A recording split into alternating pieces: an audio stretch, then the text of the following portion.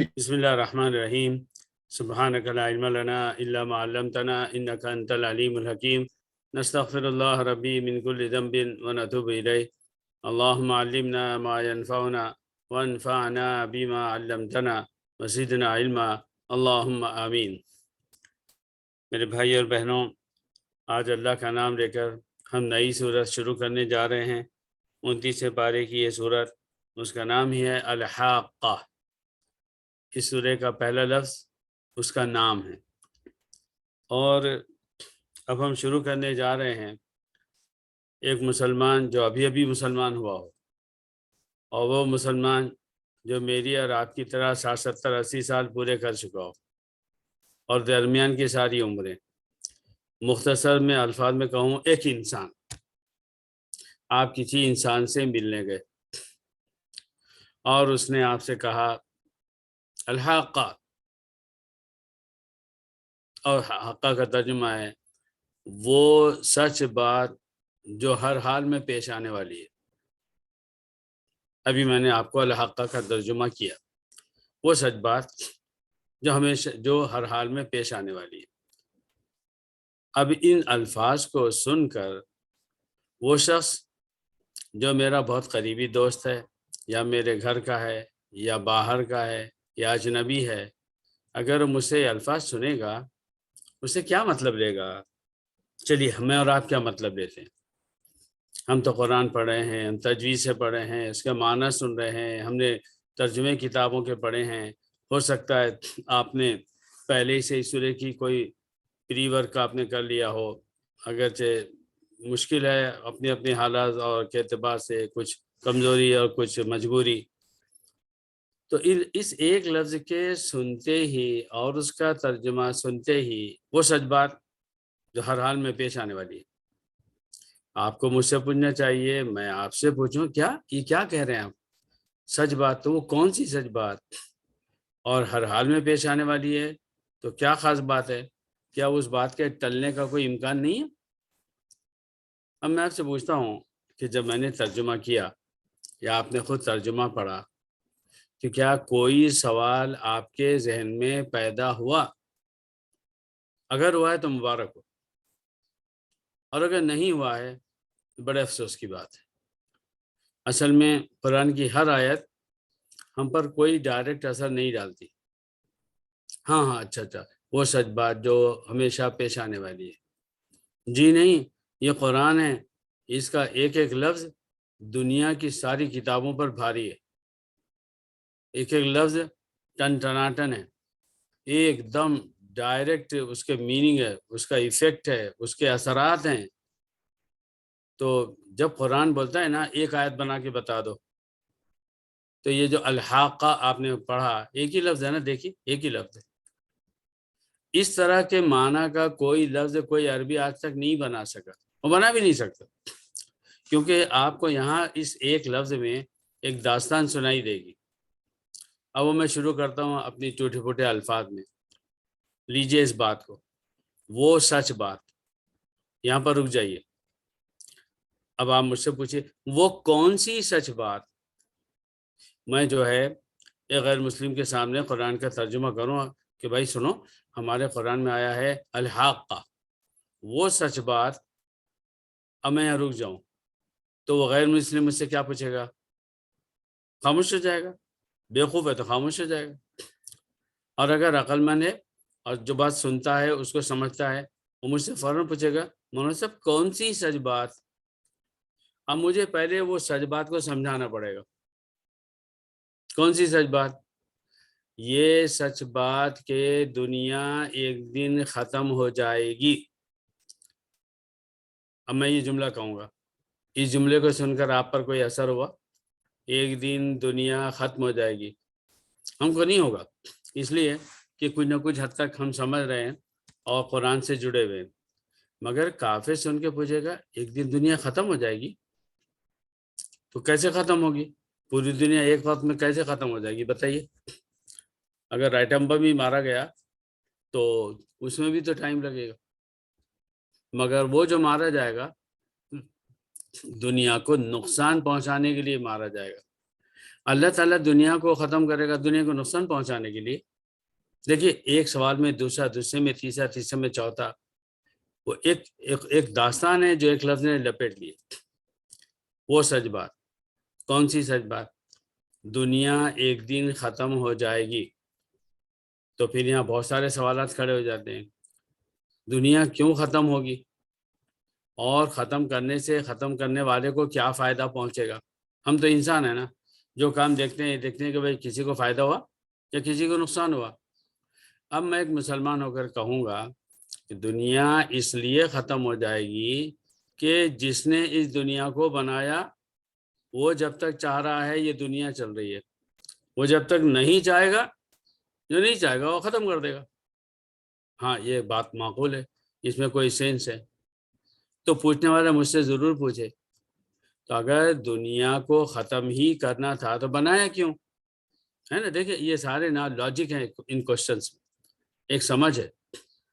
ہاں یہ تم نے بڑی کام کی بات پوچھی کہ جب ختم ہی کرنا تھا تو بنایا کیوں؟ وہ قرآن بولا ہے، ہمارے قرآن میں ہے لِيَبْلُوَكُمْ أَيُّكُمْ أَحْسَنُ عَمَلًا. ہم نے یہ دنیا اس لیے بنائی تاکہ ہم یہ دیکھیں کہ تم میں سے کون سب سے اچھا عمل کرتا ہے. اوہو، اب دو باتیں سامنے آئی. کوئی بڑی ذات ہے، اتنی بڑی ہے کہ اس نے یہ دنیا بنائی تھی. اس دنیا کے بنانے میں ایک انسان سنگل یہ نہیں بول سکتا کہ یہ دنیا میں نے بنائی تھی. کیوں نہیں بول سکتا؟ وہ انسان جب پیدا ہوا تو اس کے پیدا ہونے سے پہلے اس کے ماں باپ پیدا ہو چکے تھے جب ہی وہ پیدا ہو. اور اس کے پیدا ہونے سے پہلے بنا بنائے آسمان، بنی بنائی زمین، بنے بنائے پہاڑ، بنی بنائی ندیاں، بڑے بنایا دن، بنا بنایا رات، اس کے بعد ساری سبزیاں، اس کے بعد سارے فروٹس، اس کے بعد سارے انسان، یہ سب اس کو آٹومیٹک مل گئے. یہ آٹومیٹک ساری چیزیں کس نے بنائی؟ اتنی حسین، اتنی بڑی، اتنی ویرائٹیز کے ساتھ. دیکھیے لفظ الحاقہ بولتے ہی کھٹ کھٹ کھٹ کھٹ دماغ میں سارے سوالات آنے ہیں. وہ سچ بات. تو پہلے یہی سمجھ لو کہ کون سی بات سچ ہے.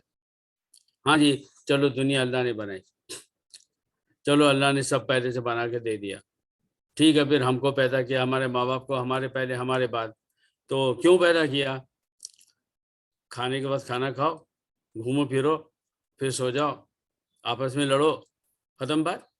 یہ تو جانور بھی کرتے ہیں، پھر ان میں اور ہمیں کیا فرق ہے؟ تو اللہ نے یہ دنیا بنائی تو یہ بھی بتا دیا لِيَبْلُوَكُمْ أَيُّكُمْ أَحْسَنُ عَمَلًا. تم دیکھنا ہے تم میں سے کون اچھا عمل کرتا ہے. اچھا جی، پھر اچھا عمل کرتا ہے. اب کچھ لوگ اچھے عمل کر رہے ہیں، کچھ برے عمل کر رہے ہیں، اس کے بعد نہیں، یہ چھوڑا نہیں. دیکھیے کیا آیت ہے، کیا آیت ہے. واللہ منہ میں جیسے مٹھاس آ جاتی ہے اور ایک بہار آ جاتی. افحسبتم انما خلقناکم عبثا. اے انسانوں، کیا تم نے یہ سمجھ رکھا ہے کہ ہم نے تم کو بیکار کے پیدا کیا ہے؟ وانکم الینا لا ترجعون.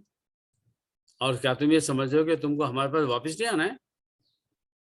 تو جب ہم ایک مسلمان بن کر یا ایک انسان بن کر لفظ الحاقہ سنتے ہیں، وہ سچ بات، تو پہلے رکنا پڑے گا. مسلمان بھی بولے اپنے آپ سے کون سی سچ بات، اور کافر بھی پوچھے کون سی سچ بات. تو وہ سچ بات یہ ہے، یہ دنیا بنی تھی اور جس نے بنائی ہے وہ اس کو فنا کر دے گا ایک دن. تو کیوں فنا کرے گا؟ فنا کرنا تھا تو پھر اس کو بنانے کی کیا ضرورت آئی؟ اس کو ضرورت نہیں آئی، آپ کو ضرورت ہے. آپ کو، ہر انسان کو، ایک جیسے میچ کھیلا جا رہا ہے، ایک ہی وقت میں 10 کرکٹر نہیں کھیلتے. ہاں، ایک ہی بالنگ کر رہا ہے، ایک ہی بیٹنگ کر رہا ہے. ہر انسان ایک اپنی بیٹنگ کر رہا ہے، ٹائم پورا، چلو آؤٹ جاؤ. لیکن اب دیکھنا اسکور کیا بنا، نیکیاں کتنی، برائیاں کتنی. الحق، وہ سچ بات کہ دنیا ختم ہوگی. تو جب ختم ہوگی تو یہ ایک لقمہ ہے جو انسان کے حلق میں اٹک جاتا ہے. کیسے ختم ہوگی، کیا ہوگا؟ تو اللہ نے فرمایا الحاقہ، وہ سچ بات جو ہر حال میں پیش آنے والی ہے. یعنی انسان چاہے کہ آنے والی قیامت کو روک دے. یوں تصور کیجئے کہ قیامت آ رہی ہے، تو کیا قیامت کو سارے انسان مل کر روک سکتے ہیں؟ وہ قیامت کا آنے کا اسٹائل کیا ہوگا؟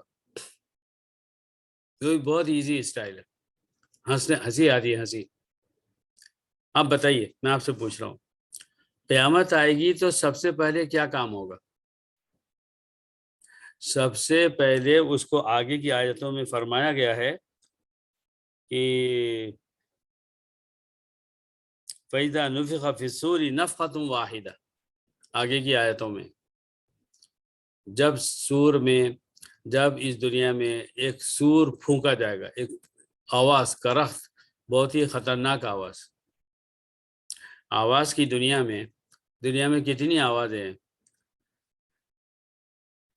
انسان کے چلنے کی آواز، لوگوں کے چلنے کی آواز، تھوڑی سی ہوا پڑ جائے اس کی آواز، پانی کے گرنے کی آواز. میں آپ سے بول رہا ہوں کہ میری آواز آپ کی آواز سے مختلف ہے. آواز خوبصورت بھی ہے، آواز بدصورت بھی ہے. ایٹم بم پھٹتا ہے تو اس کی خطرناک آواز ہوتی ہے. ایک بڑی جو ہے تو بلڈنگ اچانک گر پڑی تو اس کی جو دھڑام سے آواز ہوتی ہے.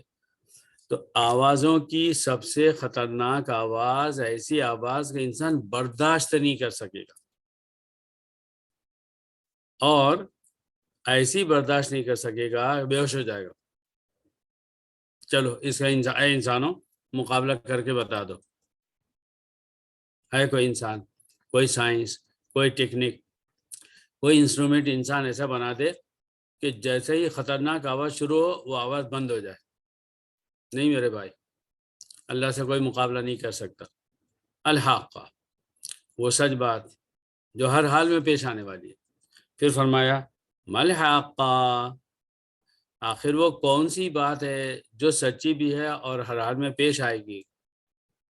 اس شوق بڑھانے کے لیے ہمارا دماغ قرآن میں گھسے، قرآن سے ہٹ کر نہ بھاگے ادھر ادھر. ملحاقہ وما ادراک ملحاقہ، اے محمد صلی اللہ علیہ وسلم تمہیں معلوم بھی ہے یہ حقہ کیا ہے؟ جو بادشاہ ہوتا اس کے دربار میں سب لوگ بیٹھے ہوتے ہیں، اگر اسے کوئی بات کہنی ہے، پوچھنا ہے، بتانا ہے تو وہ جو اس کے دربار میں سب سے معمولی درباری ہے اس سے بات کرتا، یا جس کی حیثیت سب سے زیادہ دربار میں اس سے بات کرتا؟ ظاہر ہے جس کی حیثیت سب سے زیادہ ہے اس سے بات کرتا. اور انسانوں کی دنیا میں سب سے بڑی حیثیت حضرت محمد صلی اللہ علیہ وسلم کی ہے. درود شریف پڑھی. وما ادراک ما الحاقہ، تو معلوم ہے یہ حقہ کیا ہے؟ اب یہاں پر اتنا بول کر اب اللہ نے ایک نئی بات شروع کر دی. آگے کی آیتوں سے، آیت نمبر 4 سے ایک عجیب بات بتائی جا رہی. پہلی 3 آیتوں میں تو ذکر تھا اس قیامت کا جو آنے والی ہے، لیکن آیت نمبر 4 سے ان عذابوں کا ذکر کیا گیا ہے جو دنیا میں پیش آ چکا. دنیا میں عذاب پیش آ چکا. آپ کہیں گے دونوں میں لنک کیا ہے؟ قیامت جو بہت بڑی ہے اور وہ آئے گی تو کیا تماشا ہوگا، اس کو ان چھوٹے چھوٹے عذابوں سے پہچانو کہ جو ہم نے مختلف موقعوں پر اللہ کو نہ ماننے والوں کے اوپر ہم نے بھیجا ہے. اس کا تو آپ انکار نہیں کر سکتے. میں نے قیامت دیکھی ہے؟ نہیں. اور آپ نے دیکھی ہے؟ نہیں. اور کوئی انسان دیکھے گا؟ نہیں. وہ کب آئے گی کسی کو معلوم ہے؟ نہیں. مگر تاریخ کی کتابیں، یہودیوں کی کتابیں، عیسائیوں کی کتابیں، مسلمانوں کی کتابیں، اور ان کے ذریعے سے، ان 3 قوموں کے ذریعے سے ساری دنیا کی کتابوں میں، اور اس کے جغرافیائی حالات، وہ جگہوں کے نام، وہاں رہنے والی قومیں، ان کے حالات سب لکھے ہوئے ہیں. اب آپ اس کو نہیں جھٹلا سکتے. اسی لیے جب اللہ تعالیٰ نے قوم سمود، قوم عاد، قوم نوح اور دوسرے انبیاء کے حالات لکھے جو عربوں کی جغرافیائی اس کی زمین سے قریبی حالات تھے، تو کسی عرب نے قرآن کی مخالفت تو کی، مگر یہ نہیں بولا ارے یہ کیا قرآن ہے، یہ تو سمود قعاد نوح کیا کیا نام لے رہے ہیں، یہ کہاں ہے کدھر ہے کیا ہوا، ہم کو تو معلوم بھی نہیں، یہ تو عجیب عجیب باتیں سنا رہے ہیں، ہم نے تو کبھی سنی بھی نہیں۔ ایک سنگل قرآن کے مخالف نے یہ اعتراض نہیں کیا۔ یہ محمد عربی صلی اللہ علیہ وسلم جادوگر ہے، یہ کلام ایسا ہے، اس کے اندر آدمی پاگل ہو جاتا ہے، ماں باپ سے دور ہو جاتا ہے، وہ ایسا کرتا ہے، بتوں کی توہین کرتا ہے، ہزار باتیں بولی گئی، مگر کسی نے یہ نہیں کہا کہ یار یہ عجیب بات بول رہے ہیں۔ تو میرے بھائیوں، کذبت ثمود وعاد بالقاریہ، سب سے پہلے دو قوموں کا ذکر کیا، ان دونوں کے ساتھ جو عذاب آیا ہے اس کی نوعیت ہی بہت الگ ہے۔ ثمود اور عاد نے قاریہ کو جھٹلایا۔ قاریہ قرع الباب، دروازہ کھٹکھٹانا۔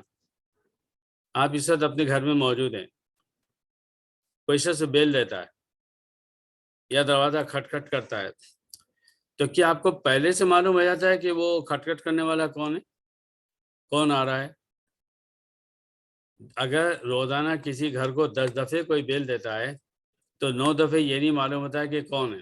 اسی لیے جیسی دروازہ کھٹکھٹایا جاتا ہے، اندر سے اندر رہنے والا یا والی پوچھتے ہیں کون؟ کیوں پوچھا آپ نے کون؟ کیونکہ آپ کو نہیں معلوم ہے کہ دروازے کے پیچھے کون ہے، گھر کا آدمی ہے یا باہر کا آدمی ہے، دوست ہے یا دشمن ہے۔ تو ایسے ہی اللہ تعالیٰ فرما رہا ہے کہ ثمود اور عاد کی قوموں نے کھٹکھٹانے والی چیز کا انکار کیا، کذبت، جھٹلایا۔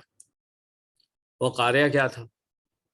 اب بات ہو رہی ہے اللہ اور بندوں کے درمیان، اللہ اور بندوں کے درمیان۔ قوم اور ثمود اور عاد نے جو ہے اللہ کی طرف سے کھٹکھٹانے والی چیز بھیجی، اس کو جھٹلایا۔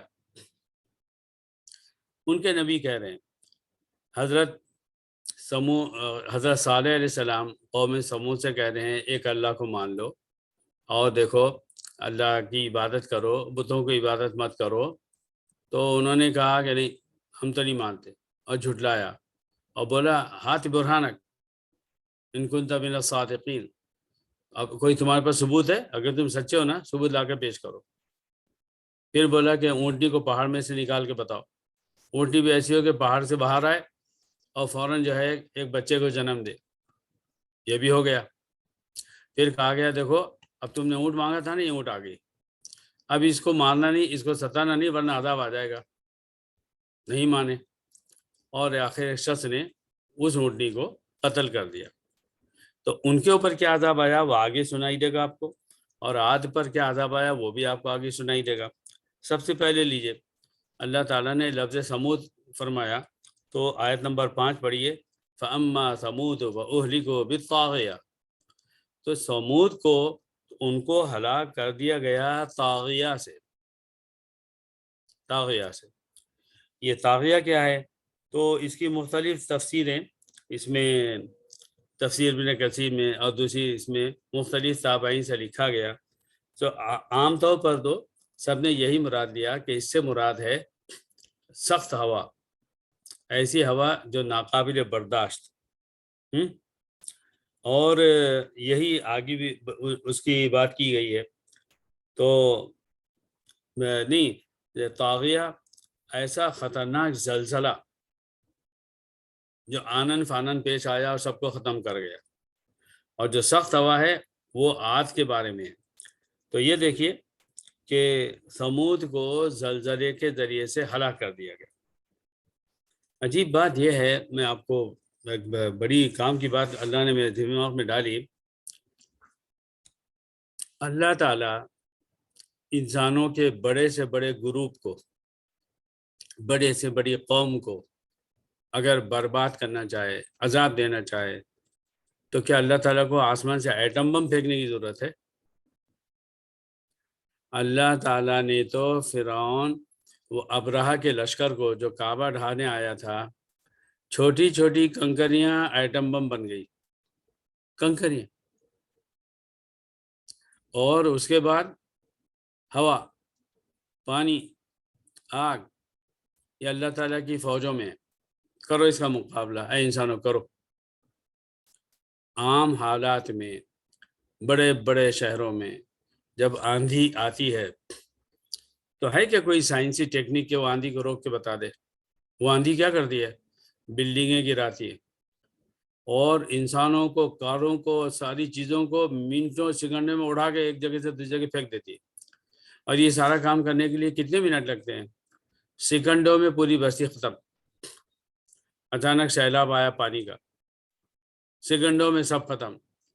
اچانک آگ لگ گئی، سیکنڈوں میں سب ختم۔ تو اللہ تعالیٰ کو انسانوں کو مارنے کے لیے کوئی ایٹم بم نہیں بنانے ہیں اور نہ کوئی بہت بڑی فیکٹری کھولنی ہے۔ اللہ کے پاس چھوٹی چھوٹی چیزیں ایسے ہیں کہ اس کا انسان مقابلہ نہیں کر سکتا۔ فَأُولِئِكَ بِالطَّاغِيَةِ، زلزلے سے، ایسی خطرناک جو ہے آندھی آئی تو اس آندھی نے ساری چیزیں توڑ دی۔ وَأَمَّا عَادٌ فَأُهْلِكُوا بِرِيحٍ صَرْصَرٍ عَاتِيَةٍ، اور جو قوم عاد ہے تو ان کو ہلاک کیا گیا بریح، ایسی خطرناک ہوا سے جو سرسر ہے۔ سرسر یہ کہتے ہیں انتہائی ٹھنڈی ہوا کو۔ سردی کے دنوں میں کبھی کبھی انتہائی خطرناک ہوا چلتی ہے جو اتنی ٹھنڈی ہوتی کہ اس کی ٹھنڈک برداشت نہیں ہوتی، تو سرسر انتہائی ٹھنڈی۔ اس کے بعد عاتیہ، سرکش، سرکش۔ اب صرف ہوا کو لیجئے، یہ جو ہوا کی بات آپ سن رہے ہیں اور اس کی پانی کی اور اس کی اور اس کی، اس میں حضرت عبداللہ ابن عباس رضی اللہ عنہ کا ایک عجیب غریب قول اور حضرت علی کا بھی عجیب غریب قول آیا ہے۔ اس قول کو آپ سنیے اور اپنے پیمانوں کو جانچیے تو زمین آسمان کا فرق ہے۔ حضرت علی نے فرمایا، اور انہوں نے فرمایا لم تنزل قطرۃ من ماء الا بکیل، الا بکیل علی یدی ملک۔ پانی کا ایک قطرہ بھی اگر آسمان سے گرتا ہے تو وہ اس میجرمنٹ کے ساتھ میں گرتا ہے جو کہ اللہ تعالیٰ نے، ملک نے، مالک الملک نے بنایا ہے، کہ اللہ نے جس فرشتے کو مقرر کیا یہ تمہارا کام، ایک قطرہ۔ تصور کیجئے آسمان سے 2500 قطرے گرے اچانک، مثال کے طور پر۔ ایک سوال، کیوں گرے؟ زیادہ کیوں نہیں گرے؟ کم کیوں نہیں گرے؟ تصور کیجئے اچانک انتہائی موسلادھار بارش شروع ہو گئی۔ اچھا، اب ایسا کیوں گر گئے؟ بچہ گلاس میں پانی ڈال رہا تھا، اس کا میجرمنٹ خراب ہوا تو پانی تھوڑا سا گر گیا اور بچے نے بڑے ہوئے جگ کو دھکا دیا، وہ جگ پورا کا پورا اڑ گیا۔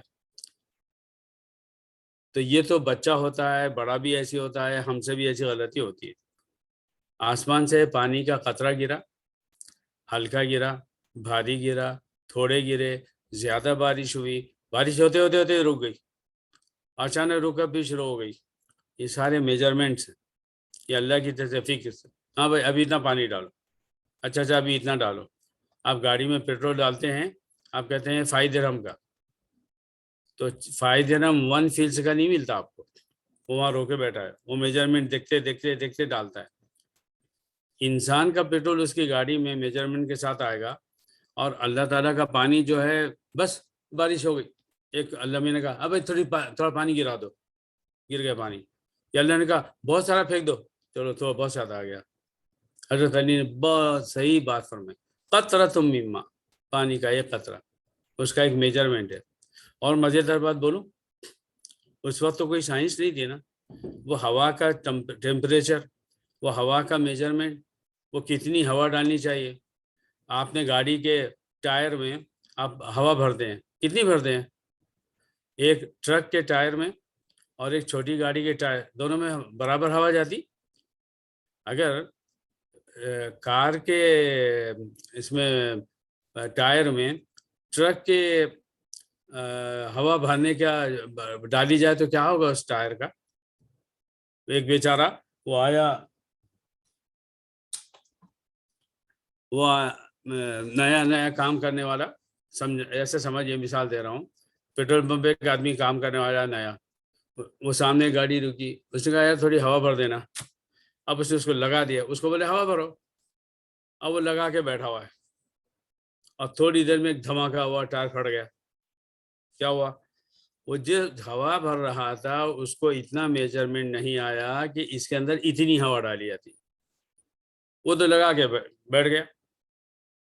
ہاں، تو میرے بھائیوں، دنیا کی ہر چیز کو انسان اپنے ایک میجرمنٹ سے گن گن کر اس کے سارے ضابطے بنا کر کرتا ہے. پھر اللہ تعالیٰ کا پانی، اللہ تعالیٰ کی ہوا، وہ ایک میجرمنٹ کے ساتھ آتی ہے، تو کبھی رحمت بنتی ہے اور کبھی زحمت بن جاتی ہے.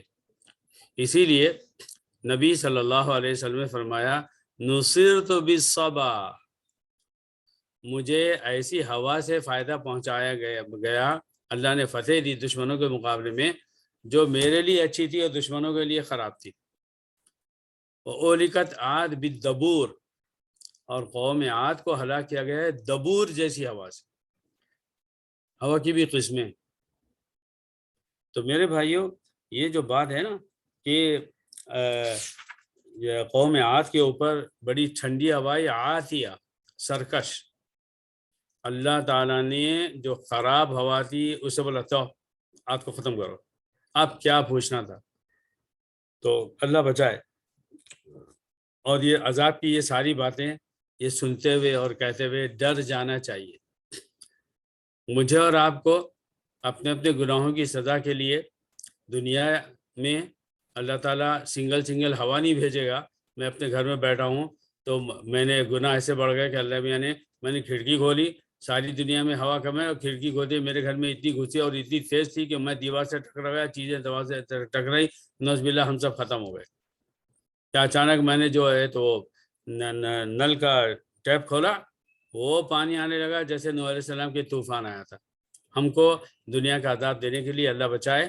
اللہ تعالیٰ کے پاس ہزاروں راستے ہیں، کام یہ کرنا ہے کہ ڈرتے رہنا ہے. اے اللہ مجھے بچا لے، میں غلط ہوں، مجھے بچا لے، میں گناہ گار ہوں. تو یہ ہوا جو تھی انتہائی سرکش تھی، کتنی خراب تھی، اتنی ٹھنڈی تھی، اور قوم عاد کو اس سے ہلاک کیا گیا. کیا ہوا آگے کیا ہے دیکھیے، نمبر 7، سخرھا علیہم 7 لیال و 8 ایام حسوما. اللہ نے اس عاد کی بستی پر ہوا کو مسلط کر دیا تھا 7 راتیں اور 8 دن. وہ ہوا چلتی رہی اور چلتی رہی، اور اوپر سے نیچے اور نیچے سے اوپر چیزوں کو اڑایا، پھینکا، توڑا، اور ساری چیزیں ختم ہو گئی.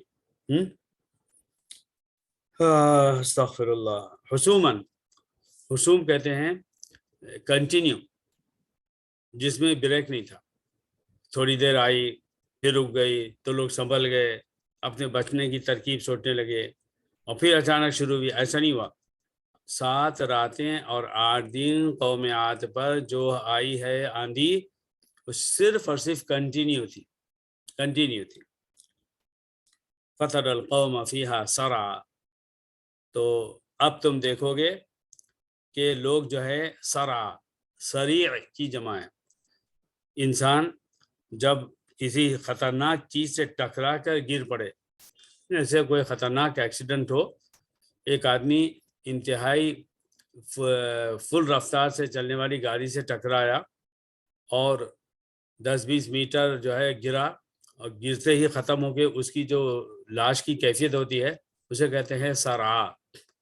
یا کسی پر گولیوں کی بہت ساری بوچھار ماری گئی اور وہ دھڑام سے نیچے گرا. اس طرح کی کوئی بھی مثال لے لیجئے تو وہ نیچے گرے پڑے ہیں. اب اللہ تعالیٰ نے عربوں کے سامنے ایک ایسا منظر پیش کیا نا، ایسی مثال دی کہ ان کی سمجھ بات آ گئی کہ اللہ کا عذاب کیسا ہوتا ہے. کیا فرمایا؟ کأنہم اعجاز نخل خاویہ.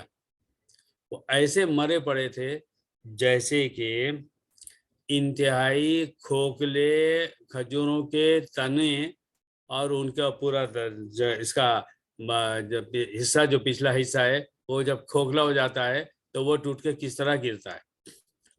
اب پہلی بات لیجئے، وہ جو کھجور ہے وہ جب تک کھڑا ہے، آپ دیکھیے کوئی اتنا مضبوط ہے کہ 100 آدمی بھی ایک کھجور کے درخت کو اگر دھکا دے کے گرانا چاہے تو نہیں گرا سکتے، وہ اتنی مضبوطی سے کھڑا ہے۔ لیکن جب وہ اندر سے کھوکھلا ہو جاتا ہے اور اس کی عمر ختم ہو جاتی ہے، وہ خود بخود گر جاتا ہے۔ جب اسے گرا جاتا ہے تو وہ کاغذ کے پتے کی طرح نیچے گرتا ہے۔ اور معلوم کیسے گرتا ہے؟ جب وہ گرتا ہے نا، اگر آپ نے کبھی گرے ہوئے کھجور کے تنوں کو دیکھا ہوگا تو واقعی یہ آیت سمجھ میں آ جائے گی۔ وہ اندر سے اتنا کھوکھلا ہو چکا ہوتا ہے کہ گرے ہوئے تنے کو دیکھ کر یہ سوچنا پڑتا ہے کہ یہ اتنے دنوں سے کھڑا کیسے تھا، اس کے اوپر اندر صرف ہول ہے، اور وہ بالکل آپ ہاتھ سے ایسے توڑ لیں، ایسے جو چھوٹی چھوٹی کاڑیاں۔ اللہ تعالیٰ نے یہ مثال دی یہ سمجھانے کے لیے کہ قوم عاد پر جب عذاب آیا تھا تو لوگ اللہ تعالیٰ کی بھیجے ہوئے خطرناک ہوا سے ایسے مرے تھے۔ تو یہ ایسے کیوں ہوا؟ اللہ نے یہ مثال کیوں دی؟ ایک فنی ٹیکنیکل بات سمجھیے، قرآن مجید کہاں نازل ہوا؟ عربوں میں سب سے پہلے، اس کے سننے والے سب سے پہلے عرب۔ تو جو مثالیں دی جائیں گی وہ کیا ملبری قوم کے پتے اور ان کے درخت اور ان کی جو، یا جاپانیز میں جو بھی چیزیں سمجھی جاتی ہیں بولی جاتی ہیں، یا انڈیا میں جو کچھ بھی ہوتا ہے اس کی مثالیں دیں گے، ہے نا؟ جس سے بات کی جاتی ہے مثال اس کی سمجھ کے اعتبار سے دی جاتی ہے۔ تو قرآن نے جگہ جگہ عربوں کی سوسائٹی کو سامنے رکھ کر ان کی مثالیں دی مختلف چیزوں میں۔ اس میں سے ایک آپ کے سامنے کہ وہ ایسے مرے پڑے جیسے کہ کھجور کے ٹوٹے ہوئے کھوکھلے درخت۔ اب آپ کہیں گے قرآن تو عالمی کتاب ہے، ہر انسان کے لیے، ہر دور کے لیے، تو پھر اللہ تعالیٰ نے عربوں کی مثالیں دی، خالی ہماری کیوں نہیں دی؟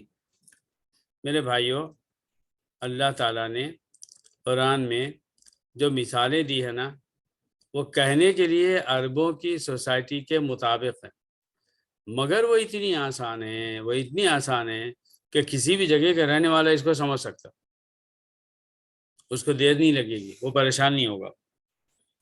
فَهَلْ تَرَىٰ لَهُم مِّن بَاقِیَةٍ، تو کیا تم نے اس کے بعد ان میں سے کسی کو بچا ہوا دیکھا ہے؟ یہ اللہ تعالیٰ نے پوچھا۔ میرے بھائیوں، یہ جو ہے قوم عاد اور قوم سمود کی کہانی تھی۔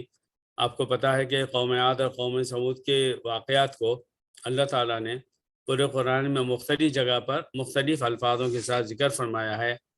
اصل بات کیا ہے؟ اصل بات ہے پہلی آیت، الحاقہ، وہ سچ بات، مطلب جھوٹی نہیں ہے، اور جو ہر حال میں پیش آنے والی قیامت۔ اس قیامت کا انکار اگر کوئی زبان سے کرے تو کافر ہے، اور اگر زبان سے اقرار کرے مگر عمل اس کے بالکل خلاف ہو تو یہی تو نفاق ہے، یہی تو دوغلاپن ہے، یہی تو ڈبل اسٹینڈرڈ ہے، اور یہی تو جو ہے وہ دھوکہ دینا ہے اپنے آپ کو کہ میں مسلمان ہوں مگر مجھے قیامت سے ڈر ہی نہیں لگتا۔ بات وہی ہے جو پچھلی نشست میں نے آپ سے عرض کی تھی۔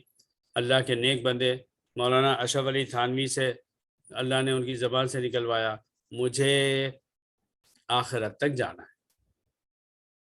میں اور آپ اپنی زندگی کی ہر دن اور رات میں اگر ہم ہر بات میں ایک بات سوچیں، مجھے آخرت تک جانا ہے۔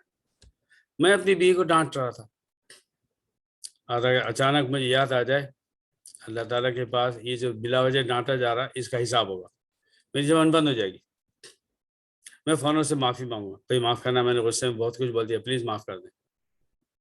میں اپنے دوست سے جھگڑا کر رہا تھا، میں ہی غلط تھا، مجھے اچانک یاد آیا یہ سب تو لکھا جا رہا، آخرت میں کیا جواب دوں گا؟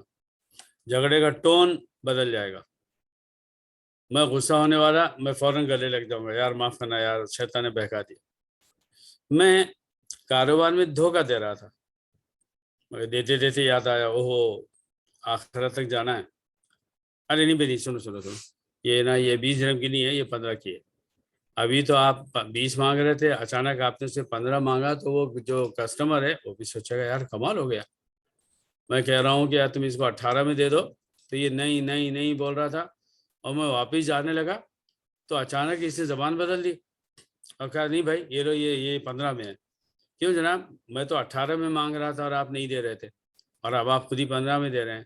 ارے بھائی بات یہ ہے میں مسلمان ہوں اور میں آپ سے زیادہ پیسے لے رہا تھا، مگر مجھے یاد آیا مجھے آخرت تک جانا ہے، اللہ تعالیٰ پوچھے گا تم نے 5 درہم زیادہ کیوں لیے تھے؟ یہ ہے وہ اسلام جو پہلے مسلمان پیش کرتے تھے تو ہر جگہ عزت کی نظر سے دیکھے جاتے تھے اور وہ حاکم تھے، اور یہی وہ اسلام ہے جو ہر مسلمان کی زندگی سے نکل گیا ہے، اسی لیے اللہ کا عذاب بھی آیا ہوا ہے، لوگ بھی ناراض ہیں۔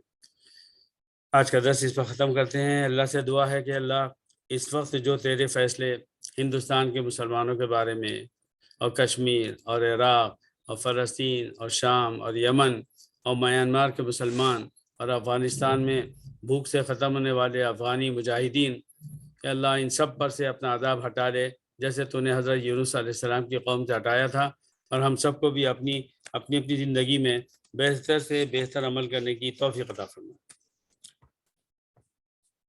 آمین یا رب العالمین، جزاک اللہ خیر۔ حیاکم اللہ۔ چلیے دعا کر لیتے ہیں۔ جی اللہم یا خالقنا یا من خلق السماوات والارض وما بینہما والیک المصیر، آمین انت لا الہ الا انت سبحانک انا کنا من الظالمین، یا آمین احد الصمد الذی لم یلد ولم یولد ولم یکن له کفوا احد، اصلح لنا شأننا کلہ ولا تکلنا الى انفسنا طرفة عین۔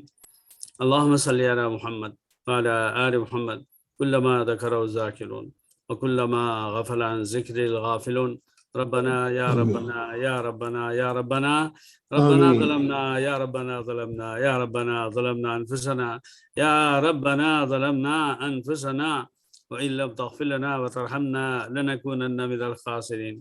اے اللہ تو کریم ہے، آمین تو رازق ہے، تو ستار ہے، تو غفار ہے، اور اللہ تو ہی قہار ہے، تو ہی جبار ہے۔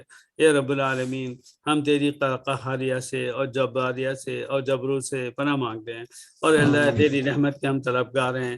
اے اللہ ہم جیسے بھی ہیں، اے اللہ تیرا کلمہ پڑھتے ہیں اور تیرے نبی پر ایمان رکھتے ہیں، اور اے اللہ تیری توفیق سے ٹوٹی پھوٹی نمازیں پڑھتے ہیں اور روزہ رکھتے ہیں اور حج کرتے ہیں، اور اے اللہ تیری توفیق سے چھوٹے موٹے نیک کام جیسے تو نے بتایا کرتے ہیں۔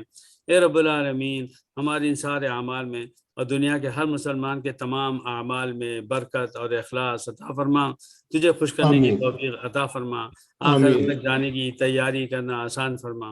اے آمین اللہ اے اللہ اے اللہ، تیرے ماننے والے دنیا کے مختلف حصوں میں، خصوصاً فلسطین، عراق، شام اور انڈیا میں اور میانمار میں اور افغانستان میں، اے اللہ بہت برے حال میں، اے اللہ آسمان و زمین کی کوئی چیز تجھ سے چھپی بھی نہیں ہے۔ اے اللہ تو جانتا ہے کہ اللہ تیرے کافر بندے تیرے مومن بندوں کو ختم کرنے کے لیے کیا کیا پلان کر رہے ہیں اور کیسے کیسے عمل ہو رہا ہے۔ اے رب العالمین، مسلمانوں کو سب سے پہلے ایمان کی اور نماز کی طاقت عطا فرما، مسجدیں بھر جائیں اور قرآن پڑھا جائے، اور اے اللہ تیرے سامنے سر بسجود ہوں۔ اس کے بعد اے اللہ ان کو جو ہے اپنی حفاظت کی تیاری کرنے کی توفیق عطا فرما، ان کی حفاظت فرما، فرشتوں کو نازل فرما۔ اے اللہ اسلام و مسلمانوں کا حال ویسا انڈیا میں مت نہ فرما جیسا اے اللہ ماضی میں اندلس میں ہوا، یا اللہ حال میں مختلف علاقوں میں ہوا۔ اے اللہ مسلمانوں کو یک سرے سے ختم کرنے، ان کی تجارت برباد کرنے، ان کی عزتوں پر ہاتھ ڈالنے سے اللہ بھرپور حفاظت فرما۔ اے اللہ مسلمانوں میں اتحاد اتفاق پیدا فرما۔ اے رب العالمین، یہ رمضان کے چند روزے ہیں، اے اللہ انہیں ڈھنگ سے رکھنے کی توفیق عطا فرما، تلاوت ہو، عبادت ہو، ذکر ہو، خاموشی میں اپنے آپ کو پہچاننا ہو اور اپنی پچھلی زندگی پر نظر ڈالنا ہو، اور رب العالمین دونوں ہاتھ کھل جائیں، اور زکوٰۃ اور صدقہ اور اللہ غریبوں کو افطاری کرانے کی ہمت دے، مالداروں کی پارٹیاں کرانے اور افطار پارٹی سے بچا لے، اور رب العالمین غریبوں میں اپنا سارا زور لگانے اور پیسہ خرچ کرنے کی توفیق اور ہمت عطا فرما۔ اے اللہ ہماری ان دعاؤں کو اور دنیا کے ہر مسلمان کی ہر جائز دعا کو اے اللہ اپنے فضل و کرم سے قبول فرما۔ صلی اللہ تعالی علی خیر خلقی محمد وعلی آلہ صحبہ اجمعین برحمتک یا ارحم الراحمین۔